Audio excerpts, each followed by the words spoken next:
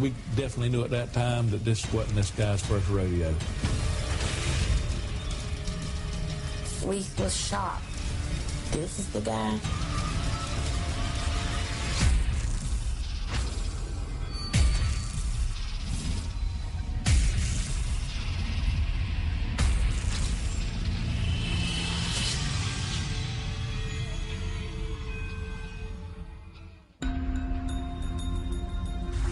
Jacksonville, Florida is a major tourist hotspot known for its seaports, vibrant neighborhoods, and scenic coastline.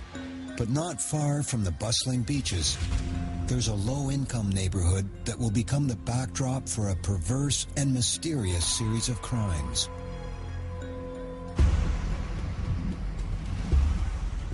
It begins in the heat and humidity of a July afternoon as Sharabia Mack heads to her sister's apartment. It's not a social call. I went up the stairs at my sister's house, knocked on the door, constantly knocked on the door. As I was knocking, something just didn't feel right. I went to the neighbor, asked the neighbor, have you seen my sister? He said, not since she left that morning with the kids. Is everything okay? I said, something is not right with my sister. 24-year-old Tyresa Mack is a devoted single mother of 3. That afternoon, she missed her baby's doctor appointment and failed to pick up her older kids from daycare. As I'm constantly knocking on the door, it's just something telling me that she was in there. That's why I didn't give up on just like walking away or anything, because she didn't get the kids from school, and this is not like her. When it came down to the kids, she didn't play. At her wit's end, Sharabia insists the neighbor help her break down the door. The whole house was clean. As I proceeded into her room, you could tell somebody went through a war in there.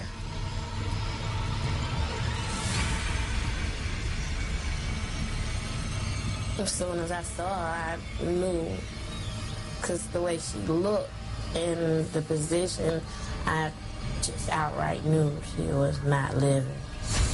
It's clear Tyresa was the victim of a ferocious attack. She's partially clad, her clothing torn, a telephone cord wrapped around her neck. I had a feeling that something was wrong, but I didn't expect her to be dead.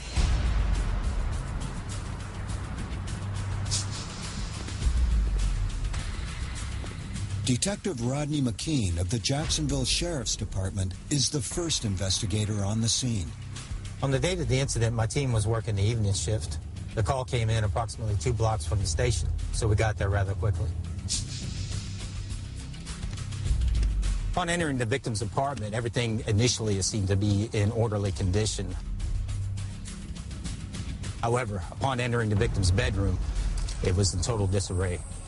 What this meant for us was that this was a violent struggle that took place in that bedroom. She was half naked, and her body itself, she had a huge abrasion. The skin had literally been scraped off of her nose. The victim had a cord around her neck. Upon closer observation, the victim also had trace marks on her wrists that appeared the cord had previously been there. Bound and raped, or so it seems from the traces of semen found on the victim's body. Investigators also notice a ring mark on her left finger, but the ring is nowhere to be found. While we were conducting a walkthrough of the apartment, specifically the living room area, I located an entertainment center. The entertainment center had a clear dust pattern. It definitely appeared like a TV had been there and recently been removed. The missing TV and ring lead investigators to think robbery was the prime motive, but not all the pieces of the puzzle are adding up. I asked Sharabia if her sister had any known enemies or if she knew of anyone that might want to bring harm to her. There's no sign of forced entry. Is it possible that Tyresa and her killer knew each other? So it's like, who could have did this? She don't even let strangers in her house. So it had to be somebody she kind of knew and we just didn't know. You know, it was very difficult. Tyresa Mack was born in 1975, the third of 6 siblings. She grew up in Jacksonville and after high school went to work, single-handedly supporting her 3 young children. She was very outgoing, determined, a good parent. If she didn't have a job, she would get another one. She went on an interview that morning. On the last day of her life, Tyresa Mack wakes up early and sees her kids off to daycare. She then spends the morning job hunting without success in the near 100-degree heat. It's not easy getting or keeping a job when you have a baby suffering with asthma. We learned that Tyresa Mack had had a lot of problems at work concerning time she had to take off in regards to taking her child to the doctor. On the day of her death, she actually had a doctor's appointment scheduled for the child at 3 p.m. Tyresa heads home to cool off around 1 p.m., but she doesn't intend to be there long. She needs to get her older kids before heading to the doctor. This particular day, she was supposed to get them from school because the baby had an appointment. Well, at 5, they brought them to my grandmother's house, which wasn't normal for that day because she was supposed to pick them up. Teresa's grandmother had tried to contact Teresa multiple times that afternoon by telephone to no avail. As a result, she contacted Sharabia by phone and asked her if she knew where her sister was. Sharabia had no idea, but immediately headed over to the apartment. While Tyresa's body is sent for autopsy, detectives canvass the neighborhood. They're in luck. 2 witnesses recall seeing a tall black man leaving the apartment around 1 in the afternoon. We identified 2 witnesses during the investigation. One of them observed the suspect exit the apartment building with the TV in his hand. Both of the witnesses observed the suspect enter a vehicle and leave the area. The next day, police show the witnesses a number of mugshots that match the suspect's description, but neither is able to ID a suspect. Meantime, Tyresa's family comes up with a suspect list of their own. We learned about 4 individuals that knew the victim around the time of her death. We conducted thorough interviews with each one of these individuals, during which time we also obtained consensual DNA from them. Ultimately, none of these individuals matched the description provided by the 2 witnesses. In the lab, a possible lead. Technicians are able to get a DNA sample from the semen at the crime scene, find a match, and they could solve the crime. The DNA database is composed of known profiles. Our suspect was not in the database. As a result, you're left with a profile and you're trying to find a match. It's almost like a needle in a haystack. Unless you find that particular suspect that matches, investigation continues. Despite the killer's apparent recklessness, he's managed to elude detectives at every turn. Evidence at the scene, we had the phone cord, we had the DNA evidence that was unidentified. We had numerous latent prints that were taken, but none of which identified a suspect for us. So once we excluded the persons of interest, we really had nowhere to go with the investigation. Tyresa Mack, by all accounts, was a very good citizen. She was a young mother. She worked. And we really could identify no one who would have a real motive to kill her. Detective McKean kept working the case, but he essentially exhausted all the investigative leads, and there was no suspect. Weeks, then months go by without a single lead. A murderer is at large, and there are still so many unanswered questions. What would have made the person do it? Why her out of all people? Not to say I would want anyone to get killed, but she had kids, had a baby, you know. Well, why her? The murder of Tyresa Mack is filed away as a cold case. It will stay that way for 4 more years, until one winter day in Jacksonville when the vicious killer strikes again. And this time, he won't be satisfied with just one victim.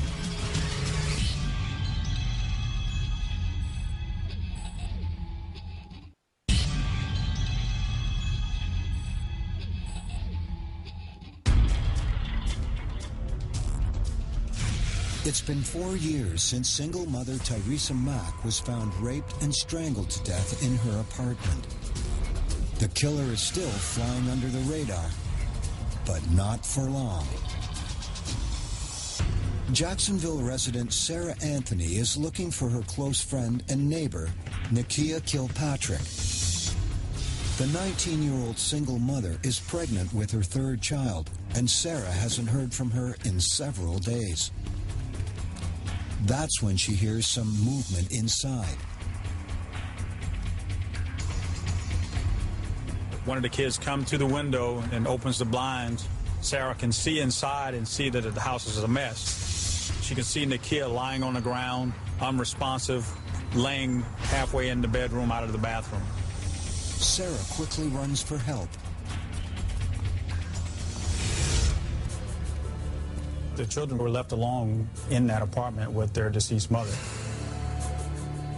Once we entered the apartment, we could tell that they had been scavenging for food. You could see open cereal boxes and anything that they could get to feed themselves.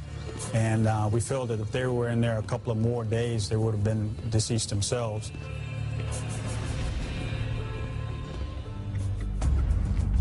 As a CSI unit begins its search for clues, homicide detectives focus on the body. We noticed that she had been there a couple of days.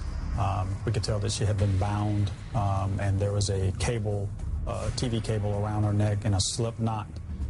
It was obvious that she had been strangled. The killer has left no fingerprints behind, and there's no sign of forced entry. After a thorough search, the only evidence investigators have to go on is a swab of semen collected from the victim's body. We found a sample, but we were unable to determine if Nakia had been sexually assaulted by the killer or she had consensual sex with someone else. There was no indications that she had been forced to have sex. Detectives canvass Nakia's neighborhood, but either no one's seen anything or nobody's talking. Well, the case went cold pretty quickly. The family was calling. I felt bad. I couldn't do anything for the family. And then the next thing you know, we got another call about another dead girl.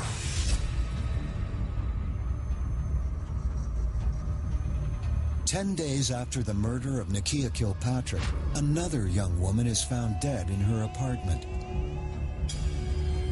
And this victim lives just a mile down the road. You get that feeling when the hair on the back of your neck raise up, and you realize that you have something in the same area, another black female in an apartment that's been strangled. She's pregnant, and everybody in the department is wondering, what do we have on our hands at this point? Detective David D.P. Smith is assigned to the new case. Shawanda McAllister was an African-American female. She was approximately 20 years old. She was going to school, trying to learn to get into the medical field. She was 2 to 3 months pregnant, just a real hard-working, easygoing young lady. The first person police want to talk to is Shawanda's live-in boyfriend, Jamaican-born Rashid Tope. He willingly admits he broke into the apartment that night, but says it was his only way in after forgetting his keys. Rashid told us that he got back around 11:30 that night. He could not get anyone to answer the door, so he removed the window and entered the apartment that way. That's when he claims he found his girlfriend dead. He was face down on the floor. At the foot of her bed, she was naked from the waist down. Her both ankles had been tied together with an electrical cord that had been cut off the TV set, and around her neck was another electrical cord that had been cut off an appliance there, and that's what killed her. The extension cord around Shawanda's neck is tied in the same unique slip knot found at the scene of Nakia Kilpatrick's murder just 10 days earlier. I was called down to Detective Smith's crime scene, and I could almost immediately see the similarities. And it wasn't just a slip knot. It was the young black female. She was pregnant. She could have been sexually assaulted. Almost immediately, it smelled like the same suspect.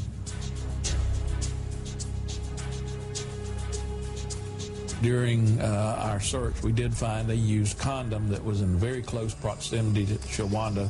It was laying on the floor. CSI officers quickly get to work. But besides the condom, there's only one other potential clue. In the apartment, we found a receipt, an ATM receipt, where Shawanda had went to her bank and had drawn some $240-something. It's time-stamped around 8:30 that evening. But before Detective Smith can follow up on this lead, he gets an order to bring Rashid Tope in for questioning. My sergeant said, we need to talk to the boyfriend. He's got a real wild story. You need to talk to him about this right now. I had to find out real fast, so I decided I need to take him on down and start questioning him at the police station. As news of the latest murder spreads through Jacksonville, the city's fear and fury only grow. Police must end this string of killings as soon as possible. Do they finally have the murderer in custody? Or is there someone still out there just waiting to strike again?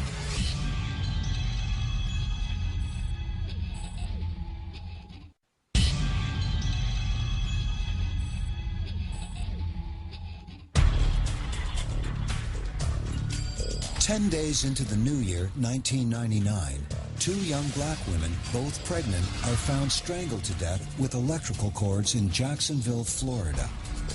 Both appear to have been raped before they were murdered. Back at the Jacksonville Crime Lab, technicians discover that the DNA found on Nakia Kilpatrick perfectly matches the DNA recovered from the condom near Shawanda McAllister's body. But the match brings detectives no closer to identifying their man. We definitely knew at that time that this wasn't this guy's first rodeo. He knew what he was doing.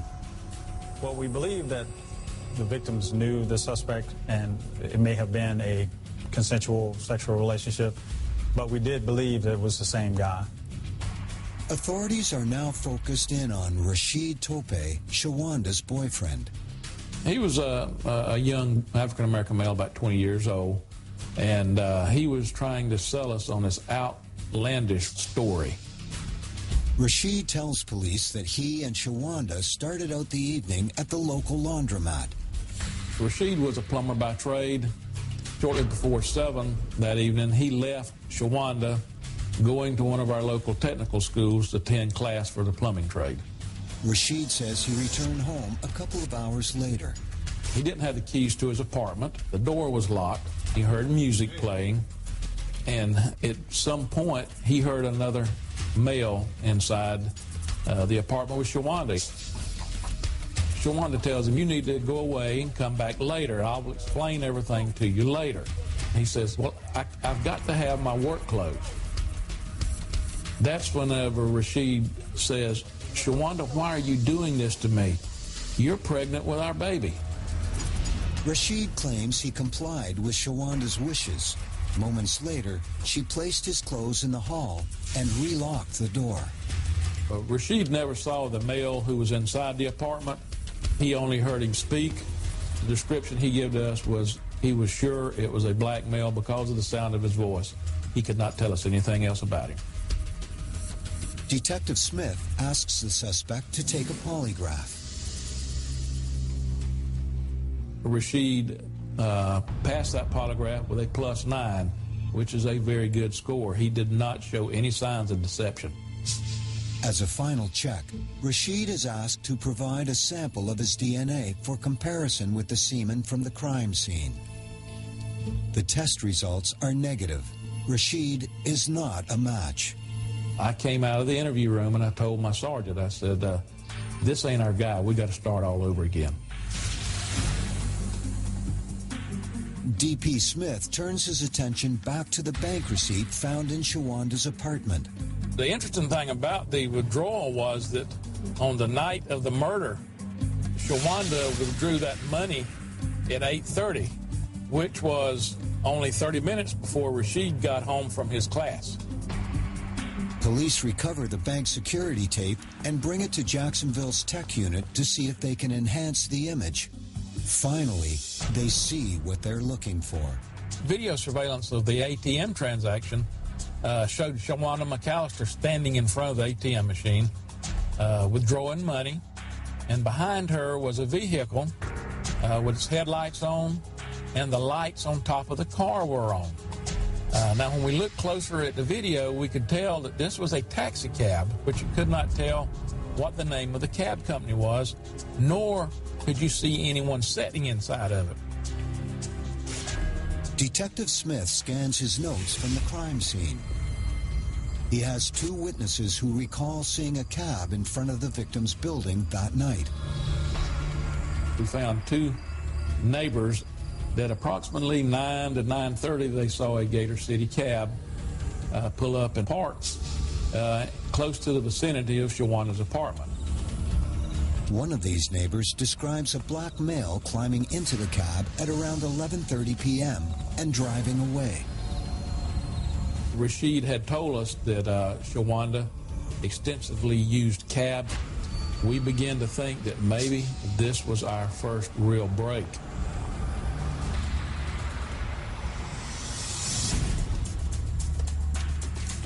Investigators head to the cab company to find out who could have driven Shawanda around on the night she was killed. I started interviewing the taxi cab drivers. All the ones that I interviewed didn't know a thing in the world. They remembered Shawanda, but they couldn't tell me anything significant about her murder or anything. But not all the company's drivers are accounted for. 2 weeks later, before investigators can track down the missing cab driver, the Jacksonville Strangler strikes again. In the northwest section of Jacksonville, a man was working construction. He heard the sound of puppies barking. He went to investigate, and he saw a body of a young African-American female. He immediately went off and called the police. My partner and I arrived at the scene. My partner told me that he saw something a few feet behind where I was standing. We went and investigated, and we found the body of a second African-American female. Both young women had been reported missing by their families several days earlier. Their bodies each bear signs of strangulation. The similarities with the Kilpatrick and McAllister cases are too clear to ignore. One was lying in the open. The other was partially covered with pine needles and leaves. Upon further examination, we discovered that her hands were bound. Police say her body was dumped here in this construction site. They were both strangled. But who are they? I spoke to one of our missing persons detectives, and she gave us a potential identification on the 2 victims. She stated that she had been looking into the disappearance of Giovanna Jefferson and Sharita Cohn for quite some time. 17-year-old Giovanna Jefferson was reported missing after she failed to return from a trip to the store. The Ghost family told me that on the morning of her disappearance, she received a phone call from a man she referred to as D. She left the house to meet D, and that was the last time they saw her alive. Police combed through the missing girl's phone records searching for this mystery man. After eliminating dozens of friends and family members, they are left with just one name, Paul Durousseau. Is he their missing link? Our chain of command decided it was a good idea for all the detectives involved in all the investigations to get together in a single room and formulate a game plan. One of my partners on our team came to me and says, DP, says, there's a missing persons detective that is working a case where there's a missing young African-American female, and it's got something to do with a taxi cab driver. And I asked her, I said, you got a missing persons dealing with a taxi cab driver? She said, yeah, I do. I said, well, what is the taxi cab driver's name? And she says it's a guy by the name of Paul Durousseau. Now the hunt is on. At this point in our investigation, we had no idea how big the investigation was, how dangerous this individual may be, or how far back this investigation would take us.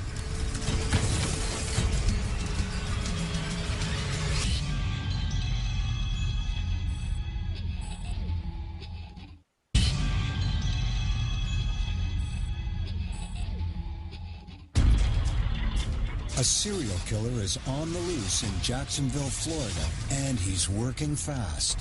4 young black women have been strangled to death in the first 5 weeks of the new year. Authorities can only guess when and where this predator will strike next. We realized there was a very methodical killer.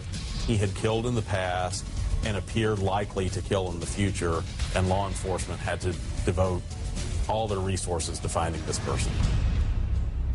Their prime suspect's name is Paul Durousseau, a local cabbie believed to have had contact with at least 2 of the victims before their murders. Investigators dig into the suspect's past. Durousseau enlisted in the U.S. Army at the age of 22 and was stationed in Germany. Well, Paul Durousseau meets his wife while serving in the Army in Germany. She was also serving in the Army. 2 of them got married. They were transferred to Fort Benning, Georgia, where his wife gave birth to 2 daughters. But Durousseau's got a troubled past. He had an extensive criminal history, which included burglary, domestic battery, sexual battery. He never did any extensive prison time. It seemed like the prosecutors weren't able to make any of the cases stick. Durousseau is first arrested at the age of 21 for carrying a concealed firearm, but receives just 3 years probation. While stationed in Georgia, he is once again taken into custody, this time on charges of kidnapping and rape. We found that he had been disarmedly discharged from the Army, and checking his arrest record, we see that he would, he's like he lived a charmed life. Yes, he'd get arrested, but the charges would either be dropped or he would plead or get convicted of a lesser charge. He just kept going, and to me, and when you get a person like this that thinks he can get away without having to answer for his crimes, then to me, they become very dangerous, and they're going to escalate. Shortly after his discharge, Durousseau moves his family to Jacksonville, where he works a series of odd jobs, including a brief stint as an auto mechanic. We had found in his criminal history that Durousseau had been arrested in 2001 for sexual battery on a 19-year-old female here in Jacksonville. Tamika Thomas was walking to work. She said that Paul Durousseau pulled up next to her. He asked her if she was single. She said that when she got off of work, he was there. He gave her a ride home, and she described him as being handsome and charming. Tamika Thomas said that she and Paul Durousseau engaged in consensual sexual activity on numerous occasions. She said that she caught him with a passion mark on his neck and broke off the relationship. After she broke up with Paul Durousseau, he flipped out. He grabbed her by the neck, he slammed her against her dryer, picked her up, carried her upstairs, ripped off her clothing, and sexually battered her. She said he also said that if he couldn't have her, nobody would. Durousseau is arrested for sexual battery, but skirts justice once again when his lawyers get the charges reduced to simple assault. I determined who the detective was on that case, and I called him up and I said, did you take a cheek swab off of your suspect? And he said, yeah, it's normal for us to do that.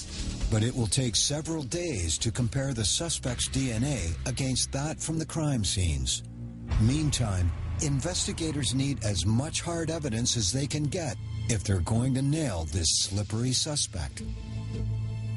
In the state of Florida, once you arrest someone for the charge of murder, you have a certain amount of time to bring this person to trial. The clock starts ticking the minute you put that arrest docket on him. And if you can't do it in that amount of time, it's over with. The case is done with forever. So we had to figure out some way to get Durousseau off the street because we just knew he was going to kill again. Durousseau's 2001 assault on Tamika Thomas gives police the break they're looking for. Turns out the suspect isn't making good on the terms of his probation. One of the conditions of his probation was that he attend psychosexual counseling classes. He wasn't doing that. That enabled them to arrest him for violating his probation. SWAT units descend on Paul Durousseau's house and prepare to take him down.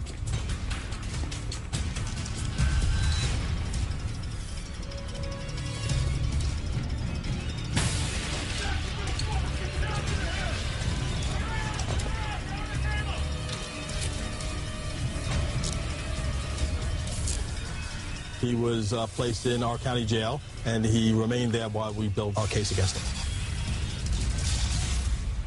The deeper investigators dig, the more they learn about this predator and his method for stalking victims. I visited a friend of Nakia's, and I showed her a photo spread. She immediately identified Durousseau as a person who picked Nakia up, wooed her, and eventually got inside her apartment.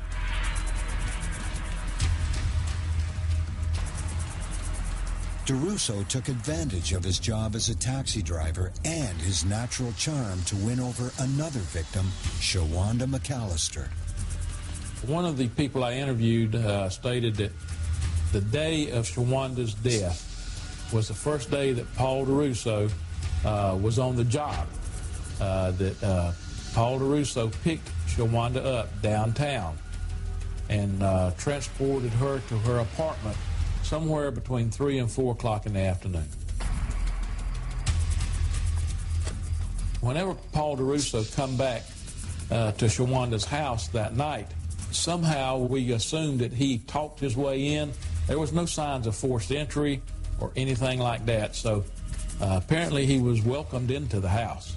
For both my victims, I was able to establish phone contact between Durousseau and the victims, both prior to their disappearance and on the day of their disappearance. Finally, the DNA test results are in, and the crime lab has some good news for investigators.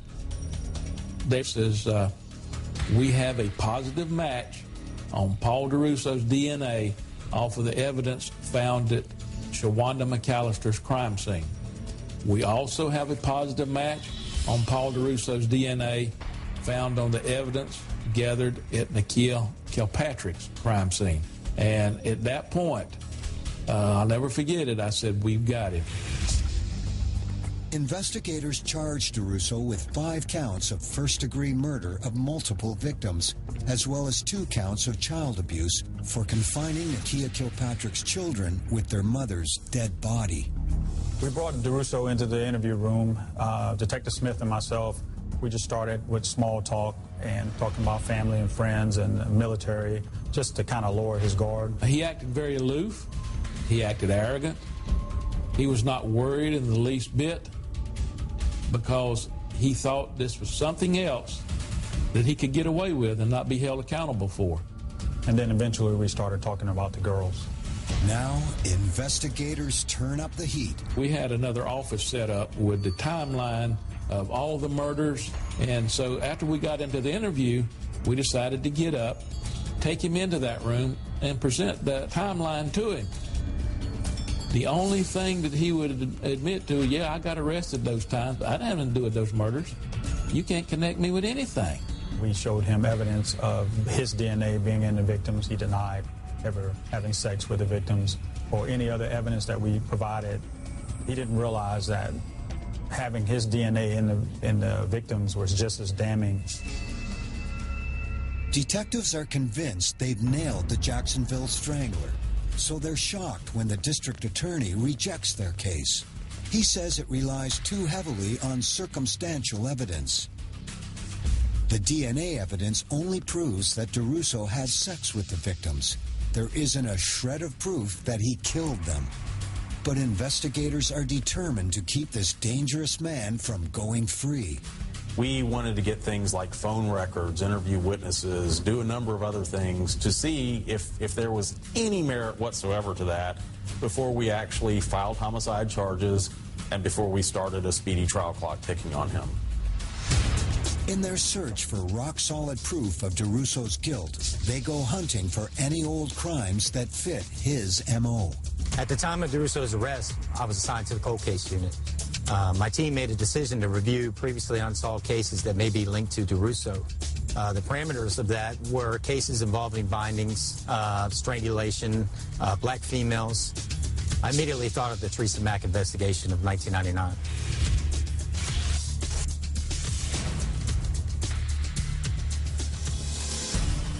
After so many years, have police finally found Tyrese's killer? I remember reading articles, cab driver accused of murder.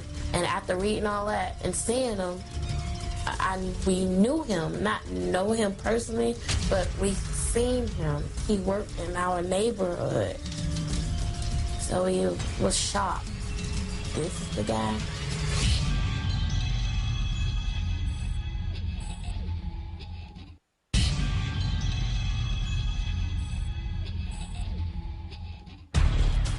Authorities have Jacksonville cab driver Paul Durousseau in custody for a string of murders.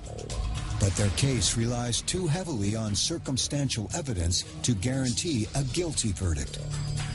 So they scour through their files, hunting for any overlooked clue that could help them nail the suspect. We knew that Paul Durousseau's DNA was already linked to several of our victims. We knew he had killed multiple times in the past, and we didn't know if we had the full universe of the murders he had committed. So detectives had to start looking through older cases to see if there were any similarities. I pulled about a dozen cases which I presented to the lab personnel. The first case on my list was the Theresa Mack case of 1999. I knew that that case had been thoroughly worked, that we had an unidentified sample, and I was eager to see if there was a match. On a hot summer day, single mother of three, Theresa Mack, was raped and strangled to death in her own home. But no one could ever find a link to her killer, and the case went cold. Until now. The lab took the 4-year-old vaginal swabbing from Theresa Mack. They compared it to Paul Durousseau's known DNA profile, and it was a 13-marker hit, which is forensically, that's as strong as it gets. Police contact Sharabia Mack and deliver the news. They think they've finally caught her sister's killer. She was extremely excited. She appeared very grateful that we hadn't forgotten about her sister. That was like the best day of my life for him to sit and tell me that he had found the person who killed my sister, gave me the name, which was Paul Durousseau. And I'm like, okay, wow. But there's still work to do. I conducted a review of my previous investigation. That included going through a lengthy report, during which time I reviewed statements made by witnesses, the persons of interest, and all the evidence associated with the case. Pretty much everything was checked. Durousseau's tactics with his other victims lead police to believe he must have known Theresa prior to her death. Theresa told me and my grandmother that it was a guy that liked her. He bought her a ring, but she wouldn't accept it. She never gave us a name, so we didn't know him. Investigators are now able to piece together what they think happened that fateful afternoon. Durousseau probably charmed his way inside, then turned on Theresa like an animal. We do know that it was sexual and it was not consensual.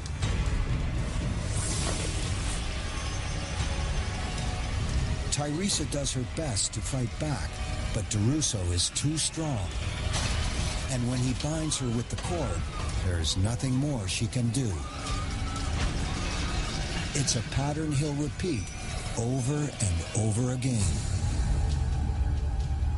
Durousseau exits the apartment, making sure he leaves no fingerprints behind. Cold as ice, he snatches Theresa Mack's ring and her TV on the way out. One witness saw him holding a TV at his car. Another witness saw him wearing a blue, almost like a work uniform. We knew that Theresa Mack was missing a television, and we knew that Paul Durousseau was working at the time of this murder for an auto mechanic company and was required as part of his job to wear a blue work uniform. Investigators review the witness statements from that day. I went back to our first witness. I had put together a photo spread. Photo spread consisted of 6 photos, one of which was Durousseau. The other 5 photos were what we call filler material. These are subjects of similar race, complexion, characteristics. I presented the photo spread to the witness, and he immediately identified Durousseau as the suspect. But the second witness is not so sure. She says she only saw Durousseau from the side. Investigators return with a new photo spread of profile shots. Paul Durousseau has a very distinctive side profile. If you look at him, he has a very pronounced Adam's apple. I met with Prosecutor Mac Hebner. He informed me that my case was the strongest case against Paul Durousseau. He told me to get ready for trial. But the district attorney stuns the press when he declares that Durousseau will only be tried for a single murder, that of Teresa Mack, and the state will be seeking the death penalty. In the Teresa Mack case, we had a full DNA profile match. We had witnesses, eyewitnesses who had placed him at the scene of the crime at the time we thought the homicide took place.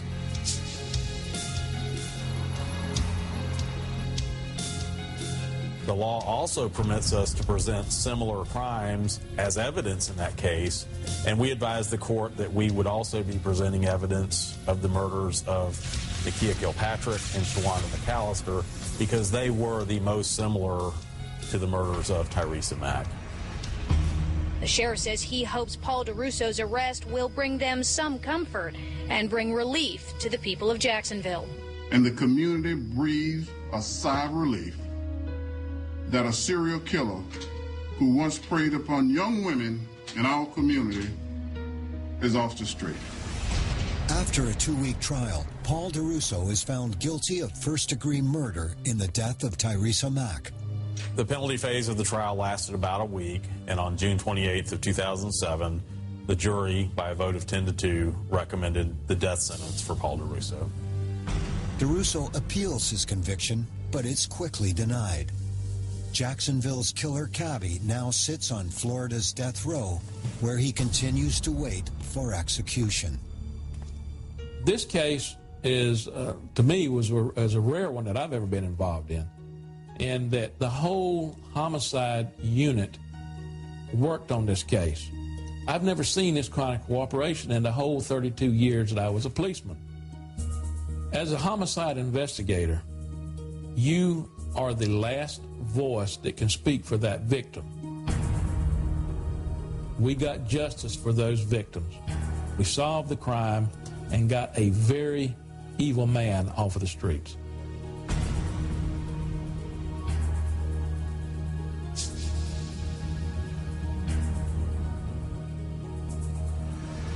When it came out, it was like a relief. Everybody just cried. My mom cried. Everybody went to hugging.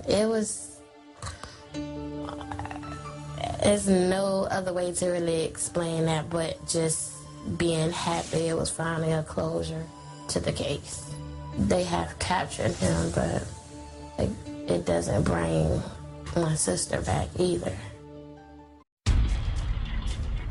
We realized